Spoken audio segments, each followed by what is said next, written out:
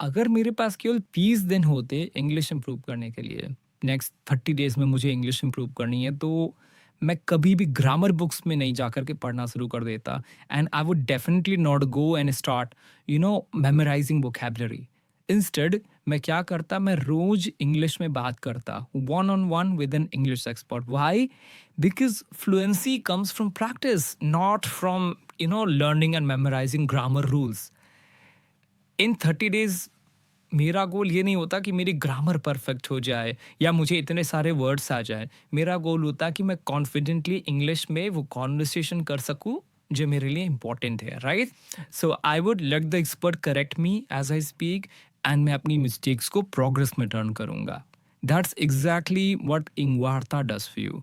Daily conversations होते हैं वार्ता पे, जहाँ पे एक्सपर्ट्स आपको गाइड करते हैं स्टेप बाय स्टेप और आपको करेक्ट करते हैं, मोटिवेट करते हैं बोलने के लिए। सो if you want fluency in the next 30 days, stop memorizing, start speaking, and EngVarta is the best place to begin if you want to talk with an English expert. Thank you.